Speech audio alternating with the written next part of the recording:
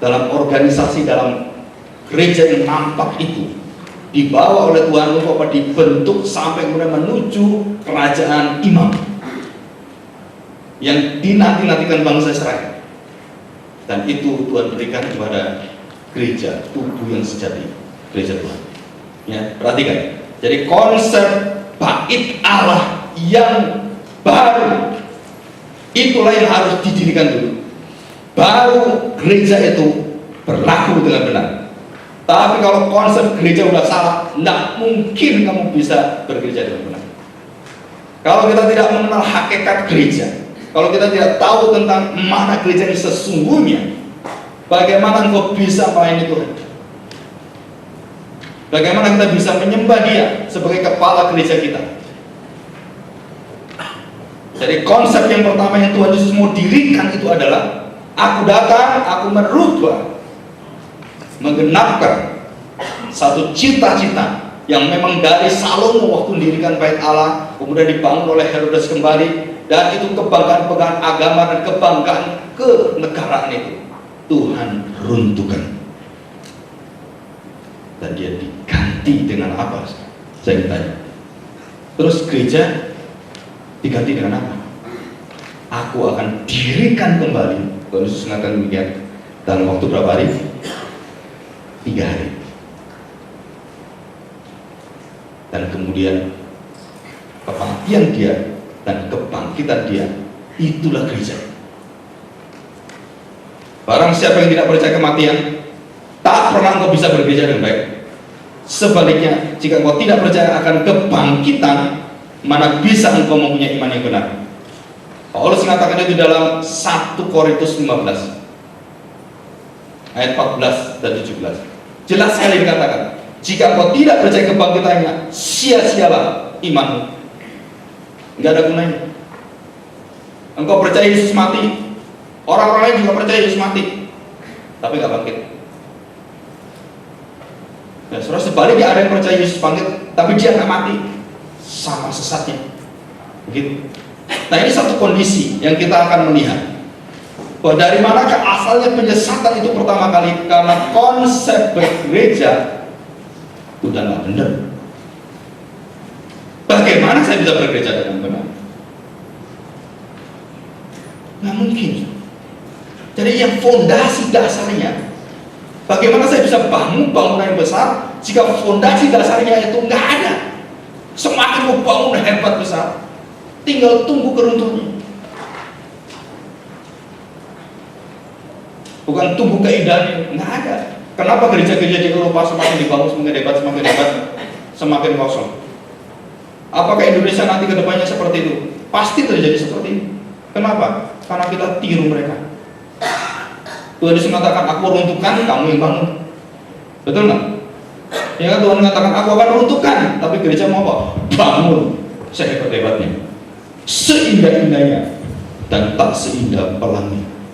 Gitu. Ya. Nah, saudara, kita lanjutkan pada langkah selanjutnya. Saudara, sebelum saya membahas ini, dan kemudian pada ayat yang ketiga, saudara perhatikan baik-baik, Tuhan Yesus mengatakan kalimat ini, dan dia sudah menelan kalimat ini. Saya katakan kenapa dia menelan ini, karena ada buktinya. Coba perhatikan baik-baik. Ketika Yesus duduk di atas bukit Zaitun, saudara perhatikan, kenapa mesti di bukit Zaitun? Kok nggak bukit Menoreh yang Jogja itu? Kenapa kok nggak bukit yang lain? Kenapa dia berdiri dan ada di atas bukit Zaitun? Itu ada nubuatannya. Segala tingkah laku Tuhan Yesus sampai dia mati di kayu salib, dia harus pikul salib, semua itu sudah ada nubuatannya. Dia dijual 30 keping perak, semua sudah ada nubuatannya. Luar biasa, saudara. Cari satu orang yang seperti ini, seluruh kehidupannya yang sebelum dia ada itu dituliskan terus, dan nanti dia mau datang, dia juga berikan itu data-datanya. Luar biasa sekali. Dan dikatakan di sini bukit Zaitun, datanglah murid-muridnya kepadanya untuk bercakap-cakap sendiri dengan dia. Perhatikan, hanya murid-murid dengan dia, tidak ada orang lain. Jadi rahasia kerajaan Allah itu rahasia kedatangan Dia, tanda kesudahan zaman, itu hanya untuk orang-orang yang sungguh-sungguh menuhankan Kristus. Kalau enggak, saudara duduk di sini, pulang, enggak ada perubahan. Tuhan Yesus mengatakan kalimat ini. Mereka mendengar, nggak pernah ngerti. Mereka melihat, nggak pernah tanggap. Dalam ilustrasi perumpamaan. Kenapa bisa seperti itu? Karena Tuhan tidak berikan itu. Ya, saudara, kita harus sungguh-sungguh. Jika saudara bisa mendengarkan kata-kata dan juga penguraian yang dijelaskan itu, dan saudara merasakan, aduh betul, saya bersyukur sekali. Artinya apa? Saudara melihat kerajaan Allah. Dan tidak ada orang bisa melihat kerajaan Allah kalau dia tidak kudus. Tidak ada orang melihat kerajaan Allah kalau dia tidak dilahirkan. Jika saudara menanggap dan mengerti dalam hati dan engkau takut akan Tuhan, setiap kalimat yang diberitakan, engkau betul-betul tahu, oh, benar, baru ngerti saya. Ini pribadi dinanti-nantikan sejak Adam sampai Maleakhi, sampai seluruh bangsa itu, sampai kaum sisa tunggu kedatangan Dia. Sampai di bait Allah ada wanita 83 tahun berdoa di bait Allah, menunggu siapa? Mesias. Sampai orang yang tua seperti Simeon, dan dia mengatakan waktu dia memikul atau mengangkat Tuhan Yesus waktu kecil, dia mengatakan waktuku sudah tiba. Ini luar biasa sekali. Semakin kita mengerti siapakah Kristus, bagaimanakah Dia lahir, bagaimanakah Dia hidup, bagaimana Dia akan datang kedua kali, bagaimana Dia menyelamatkan kita, kita akan takut akan Tuhan. Kenapa? Dialah juru selamat itu. Dialah Allah yang mau menjadi manusia. Dan itu yang ingin kita beritakan, supaya gereja kembali kepada kepalanya. Jadi dikatakan jenis jelas sekali, bercakap-cakap sendirian. Nah, apa yang ditanyakan oleh murid-murid? Kata mereka, katakanlah kepada kami, bila manakah itu akan terjadi, dan apakah tanda kedatanganmu dan tanda kesudahan dunia? Ayat 4, jawab Yesus kepada mereka, waspadalah. Waspadalah. Siapa? Yang di ayat ini? Ya. Waspadalah supaya jangan ada orang yang menyesatkan kamu. Kalimat pertama kali Tuhan Yesus memberikan satu kehati-hatian, satu kewaspadaan kepada siapa? Rasul, kepada pemimpin gereja. Karena jemaat itu biasanya ikut pemimpinnya. Kalau pemimpinnya A, ya A. Pemimpinnya B, ya B. Jadi kalau pemimpinnya benar, nah mereka dapat kebenaran. Tapi kalau pemimpinnya salah, ya kasihan sekali. Dan berkali-kali Tuhan Yesus mengatakan, jika engkau menyesatkan orang terkecil ini atau anak-anak ini, maka lebih baik engkau dikasih kilangan, ya, kemudian batu yang besar tenggelamkan ke laut. Buang ke laut, yuk, buang ke laut. Ada lagunya sekolah minggu.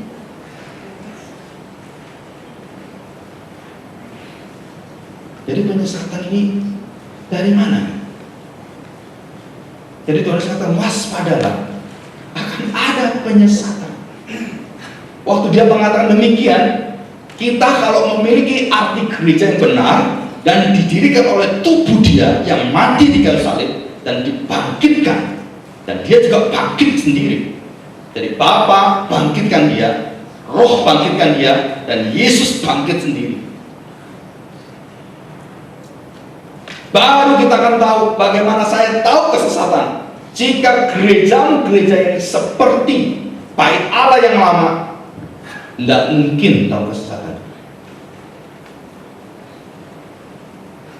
Dan kita merasakan enggak sesat kita.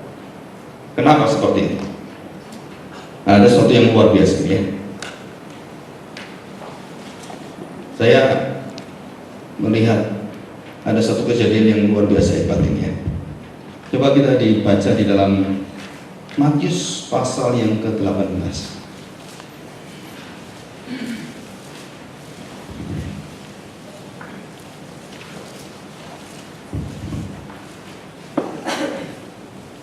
Matius pasal 18 ayat yang ke-3. Lalu Yesus berkata, aku berkata kepadamu, sesungguhnya jika kamu tidak bertobat dan menjadi seperti anak kecil ini, kamu tidak akan masuk ke dalam gereja. Betul? Ada nggak di sini? Saudara kok diem semua ini? Saya ganti boleh nggak? Masuk ke dalam apa? Kingdom of God, bukan church, bukan. Tapi dikatakan Kingdom of God. Kalau engkau tidak dilahirbarukan, engkau tidak bisa melihat kerajaan Allah, nggak bisa masuk kerajaan Allah. Kalau engkau tidak dikuduskan, disucikan, engkau tidak akan memiliki kerajaan Allah. Kalau engkau tidak suci hatimu, tidak mungkin engkau memiliki kerajaan Allah. Bukan memiliki gereja, banyak orang memiliki gereja, nggak memiliki kerajaan Allah. Kasihan dia lu, gitu. Kasihan. Saudara, kerajaan Allah nggak bisa orang sembarangan masuk. Yang hanya dilahirbarukan, yang hanya dikuduskan, yang mempunyai iman, yang betul sungguh-sungguh, baru dia masuk. Yang nggak bisa, kayak Nikodemus, nggak pernah tanya. Bagaimana bisa? Saudara, bisa dijelaskan nggak dengan biologis? Kepala saya masuk lagi gimana ya dilahirbarukan? Seorang rohaniawan jawabnya biologis. Geblek sekali ya. Sesuatu yang bersifat rohania dijawab dengan jasmania, ya bodoh sekali. Sebaliknya yang jasmania dijawab rohania, itu kemunafikan. Ini kondisi yang ada. Jadi Tuhan Yesus mengatakan kalimat-kalimat yang luar biasa ini. Apalagi kalau saudara kita mempelajari dengan hati yang terbuka. Jadi kita harus tahu bahwa ukuran daripada kebenaran adalah Roh Kudus tidak pernah mengajar yang lain. Tuhan Yesus memerintahkan Roh Kudus waktu diturunkan ke bumi ini untuk menyertai manusia, tinggal dalam hati manusia dengan satu syarat yang lain. Dia hanya mengatakan apa yang aku katakan, yang aku ajarkan, yang aku kerjakan, tidak ada yang lain. Jadi kalau itu bukan pekerjaan dan perkataan pengajaran Tuhan Yesus, Roh Kudus tidak akan mengajar kamu. Nggak akan. Yesus juga sama. Apa yang aku kerjakan bukan berasal dari diriku, bukan dari kehendakku, tapi dari kehendak siapa? Bapa. Jelas ini. Jadi Bapa, Anak, dan Roh Kudus satu kehendak, satu ketaatan, satu kesetiaan, satu kesatuan. Luar biasa sekali kalau kita pelajari. Jadi kita tahu, kita ditolong ini ya. Nah, kita melihat selanjutnya. Coba kita lihat selanjutnya. Kita lihat dalam Lukas 17.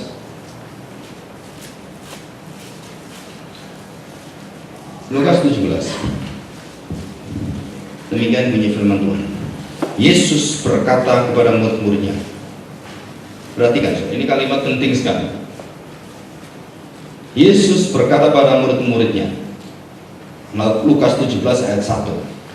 Tidak mungkin, tidak akan ada apa saudara? Jadi penyesatan pasti ada nggak? Pasti. Boleh dihilangkan nggak? Loh, jawab. Boleh dihilangkan nggak? Boleh dihilangkan nggak? Dikatakan tidak mungkin tidak ada penyesatan, tetapi celakalah. Siapa yang celaka? Yaitu orang yang mengadakan penyesatan. Celaka saudara. Kalau kamu mengadakan penyesatan, nggak mungkin nggak ada penyesatan. Jelaskan kamu nggak ada penyesatan. Artinya penyesatan itu adalah ada satu nilainya di dalam hidup kita, di dalam kita bergereja. Kenapa penyesatan itu tidak dibuang, dibersihkan oleh Tuhan sehingga kita langsung hidup dalam kerajaan surga? Enggak. Kenapa? Karena penyesatan itu akan menyatakan siapakah dirimu sebenarnya. engkau ada 3 gitu ya kalau kita, engkau domba atau engkau serigala, atau engkau serigala berbulu domba. Saudara, banyak orang belum banyak tahu firman Tuhan sudah menghakimi orang. Saudara, waktu saya mengajar di Cungkur, saya baca Alkitab lebih dari 40 kali. Saya sudah merasa bangga, hebat sekali. Hamba Tuhan minimal 10 kali. Ini murid-murid yang ada di sini mungkin yang pernah sekolah di STB. Sebelum kau lulus, 1.500 ayat harus hafal. Begitu lulus, bangga. 1.500 ayat saya hafal. Saudara, saya ketemu dengan seorang masih muda, umur 16 tahun, perempuan. Tempat kita pinjil, hafal semua. Pingsan banget. Saya baca tapi nggak hafal. Dia hafal, bukan hafal, cuma hafal doang. Saya ngomong, Yesus mengatakan tentang di mana? Langsung diajak ayat ini, pasal ini, di kalimat ini, dan referensinya di Markus ini, dan kemudian tahu semua. Kita yang baru bangga-banggain di sekolah Alkitab, wah baru ngerti 100 ayat, udah sombong, Maluku, bukan di sono, di sini. Kan Maluku ada di sono, iya kan, bukan di sini. Katanya, ada orang membaca 120 kali firman Tuhan, umur 93 tahun, dan jadi murid. Saudara, apa sih kebanggaan kita? Coba kita lihat. Dikatakan kalau tidak ada penyesatan. Kenapa ada penyesatan? Saudara, karena kita nanti banyak sekali ayatnya di sini sudah saya tuliskan semua. Saudara, penyesatan karena ketidakmengertian, karena kebodohan kita, nggak mau belajar firman Tuhan. Jemaat dibodohkan. Bahkan beberapa gereja nggak doyan Alkitab. Nggak doyan. Apa itu? Bicara Alkitab. Saudara tahu nggak? Firman Tuhan loh, firman yang hidup. Engkau berani menghina, silakan. Engkau bukan menghina saya.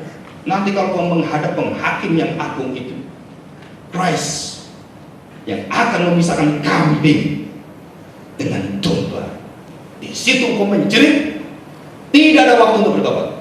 Kenapa? Karena bukan waktu pertobatan, itu waktu penghakiman. Mumpung belum sampai ke penghakiman, saudara, cepat-cepat bertobat. Begitu. Jadi dikatakan tidak mungkin tidak ada penyesatan. Jadi penyesatan itu ada.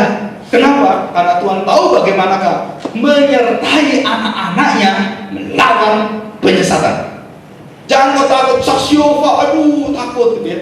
Saya percaya yang nggak pernah baca firman Tuhan pasti ikut ke sana. Tapi orang yang tahu belajar dengan perhati nggak mungkin. Saudara, begitu jemaat saya ada yang ikut, satu orang mau ikut, saudara, orang langsung marah dia. Kamu nggak boleh, itu sesat. Langsung dimarah-marahin. Saudara, saya yang paling sedih. Kenapa?